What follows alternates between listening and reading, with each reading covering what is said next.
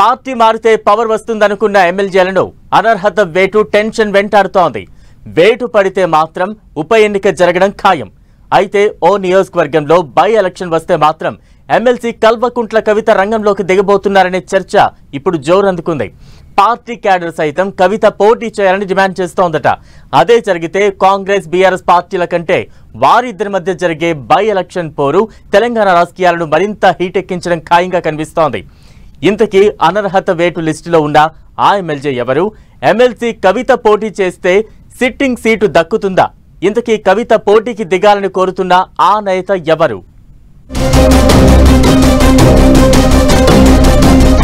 ఉప ఎన్నికల బరిలో ఎమ్మెల్సీ కవిత. జగిత్యాల నుండి పోటీకి సై అంటూ talk. MLC Kavitha versus MLA Sanjay. MLC Jeevan Reddy support ఎవరికి? కాంగ్రెస్ లో చేరిన బీఆర్ఎస్ ఎమ్మెల్యేలకు ఇప్పుడు బై ఎలక్షన్ టెన్షన్ పట్టుకుంది. తెలంగాణలో కాంగ్రెస్ అధికారంలోకి వచ్చిన కొత్తలో జగిత్యాల బీఆర్ఎస్ ఎమ్మెల్యే సంజయ్ కుమార్ కండువాను మార్చేశారు. బీఆర్ఎస్ పార్టీకే కాదు, ఎమ్మెల్సీ కవితకు వీర విధేయుడిగా ఉన్న సంజయ్ కుమార్ పార్టీ మారుతాడు అని ఎవ్వరూ ఊహించలేదు. అయితే ఎమ్మెల్యేల పార్టీ మార్పును సవాలుగా తీసుకున్న బీఆర్ఎస్ సుప్రీంకోర్టులో కేసు వేసింది. దీనిపై ప్రస్తుతం సుప్రీం ధర్మాసనం విచారిస్తోంది. దీంతో సంజయ్ కు బై ఎలక్షన్ టెన్షన్ పట్టుకుందట.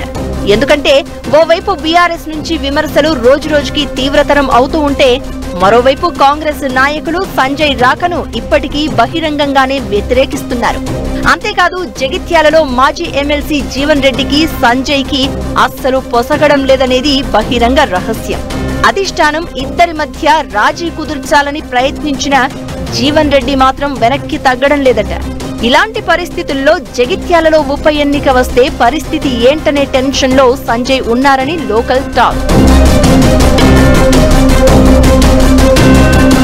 2014 ఎన్నికల్లో జగిత్యాలలో బీఆర్ఎస్ తరపున పోటీ చేసిన సంజయ్ కాంగ్రెస్ అభ్యర్థి జీవన్ రెడ్డి చేతిలో ఓడిపోయారు. ఆ తర్వాత 2018 ఎన్నికల్లో గెలిచారు. అయితే సంజయ్ గెలుపు కోసం కవిత అంత కష్టపడినా చివరకు సంజయ్ కాంగ్రెస్ పార్టీలో చేరాడు. దీంతో పార్టీ మారిన సంజయ్ ని ఓడించి రివెంజ్ తీసుకోవాలని కవిత భావిస్తున్నట్లు లోకల్ టాక్. సుప్రీంకోర్టు తీర్పుతో ఒకవేళ ఉప ఎన్నికలు వస్తే జగిత్యాల నియోజకవర్గంలో తాను పాదయాత్ర చేసి కవితను గెలిపించుకుంటాను అని ఎమ్మెల్సీ రమణ చేసిన వ్యాఖ్యలు ఇప్పుడు చర్చనీయాంశంగా మారాయి. ఇప్పటికిప్పుడు ఉప ఎన్నిక వస్తే జగిత్యాలలో కవిత, సంజయ్ ప్రత్యర్థులుగా నిలబడతారు అనే టాక్ వినిపిస్తోంది.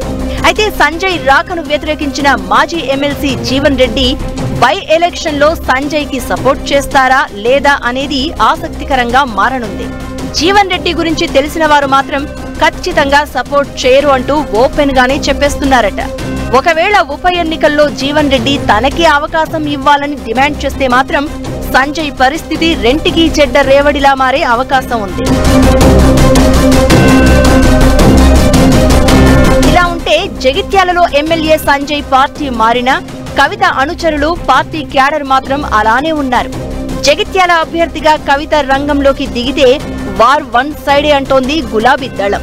నాడు సంజయ్ గెలుపు కోసం ముమ్మర ప్రచారం చేసిన కవిత ఇప్పుడు తన గెలుపు కోసం ఏ రేంజ్ లో ప్రచారం చేస్తారో ఊహించుకోండి అంటున్నాయట పార్టీ శ్రేణులు. ఒకవేళ బై ఎలక్షన్స్ వస్తే జగిత్యాల జగడం రసవత్తరంగా మారనుంది.